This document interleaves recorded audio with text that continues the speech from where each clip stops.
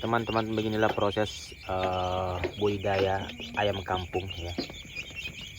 Ini ayam kampung yang kita budidaya usia 3 minggu lebih ini. Jadi kalau kita itu untuk pemberian pakan, kita kasih pagi, siang, dan malam hari biasanya. Kalau tidak sempat di siang, kadang kita kasih di sore. Ini by the way jam 11 malam ya teman-teman. Ini jam 11 malam kita kasih pakan lagi. Karena usia-usia segini lagi produktif-produktifnya untuk bertumbuh. Sehingga perlu nutrisi yang cukup. Tips untuk teman-teman yang pelihara ayam kampung, kalau mau pertumbuhannya lebih bagus ya, kalau bisa tempat makannya itu jangan sedikit ya, ditambah teman-teman. Nah, kalau seperti ini cuma 2 ya. Nah, karena populasinya juga tidak terlalu banyak sebetulnya, ini cuma ada sekitar 30-an ekor di sini. Ini kandangnya lumayan kecil karena ini baru pindah dari box brooding, kita pindahkan ke kandang yang lebih kecil sedikit. Ini ukurannya cuman 170 cm kali 125 cm ya. Jadi ini masih kecil ukurannya ini.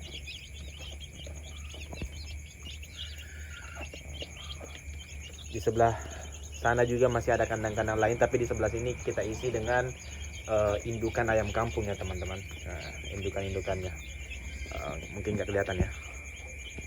Nah, itu di dalam indukannya ya. Nah, kita kembali ke sini. Kalau kita berbicara tentang bagaimana prospek beternak ayam kampung, apakah menguntungkan? Jujur teman-teman, kalau beternak ayam kampung itu mau menguntungkan, ada beberapa tips yang bisa saya berikan, tapi ini tidak mutlak ya, berdasarkan pengalaman saja. Untuk tipsnya itu, kalau bisa DOC-nya jangan dibeli ya, jangan dibeli DOC-nya. Kalau bisa ditetaskan sendiri. Kalaupun beli, cari yang harga murah, cari yang harga masih mentok, di paling mahal 10.000 lah ya.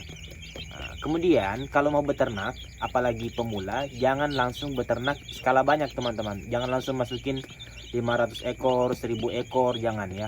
Mulai dulu pelan-pelan. Kayak kita nih, ini cuman jumlahnya sekitar 30 ekoran aja nih ya. Mulai dari sedikit saja teman-teman. Kalau mau menjual tiap minggu, pakai sistem siklus ya. Jadi setiap minggu masukkan DOC ke box brooding. Jadi diusahakan setiap minggu itu kita ada tetasan baru teman-teman. Tapi tidak usah dalam skala banyak. Cukup 20 ekor, paling mentok lah 50 ekor per minggu kita kasih masuk bibitnya, kita kasih masuk DOC-nya. Itu sudah lumayan juga teman-teman ya. Itu sudah lumayan. Seperti ini misalkan. Ini jumlahnya 30 ekor. Tetapi kita juga punya DOC umur 1 minggu ya. Kalau ini kan umur 3 minggu nih, kita juga punya di bawahnya umur 1 minggu yang baru masuk di box brooding. Sehingga ketika masuk masa panen teman-teman, ketika masuk masa panen itu kita sudah panen mungkin di usia 2 bulan ya, atau 3 bulan kita sudah bisa potong, sudah bisa panen. Tapi kita tidak menunggu harus selesai panen baru masukkan bibit lagi atau masukkan desa lagi, karena setiap minggu kita masukkan DOC, sehingga ada yang bisa kita jual setiap minggunya teman-teman. Begitu keuntungan kalau sistem siklus. Kemudian keuntungan lain kalau kita pakai sistem siklus teman-teman, itu akan jauh lebih murah biaya perawatannya ya. Lebih murah dalam artian di sini lebih efisien terhadap biaya yang harus kita keluarkan. Beda kalau kita langsung beternak, misalkan 500 ekor satu kali masuk nih, satu kali chicken. Nah, itu lumayan banget teman-teman pakannya. Belum di pakan starternya, lalu kemudian pakan finishernya nanti. Kalau kayak gini kan santai aja nih, kita tidak terlalu ribet dalam beternak, karena skala kecil juga masih mampu dikembangkan. Kemudian salah satu kekurangan ya, atau kesalahan yang mungkin bisa saya bilang ketika orang baru mulai beternak itu, dia lebih dahulu memilih bibitnya. Artinya dia lebih dahulu mendatangkan bibit atau DOC, tetapi ternyata kandangnya belum siap. Nah, ini juga bahaya teman-teman. Kalau kapan saja kandang belum siap untuk diisi DOC, tetapi kita beli DOC duluan, maka siap-siaplah DOC-nya akan terbengkalai atau terkendala teman-teman. DOC-nya akan tidak sehat, kemudian tidak terjaga suhunya. Kalau DOC itu kan rentan banget terhadap suhu teman-teman. Harus diperhatikan bahwa suhu DOC itu minimal di angka 33 derajat sampai 34 derajat Celcius itu. Harus hangat terus ya. Kalau sudah besar-besar seperti ini, dia tidak terlalu membutuhkan suhu yang tinggi.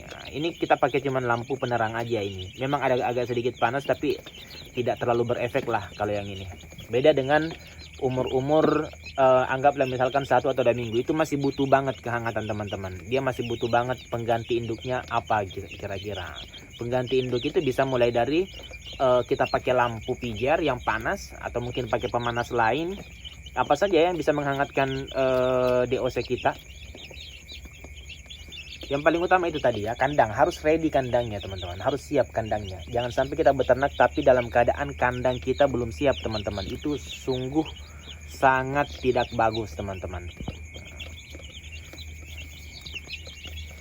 Kalau ada yang bertanya, ini pakan apa yang kita gunakan? Ini kita gunakan pakan campuran ya teman-teman. Karena sudah umur segini saya mulai campur pakannya. Supaya apa? Supaya kita lebih berhemat lagi.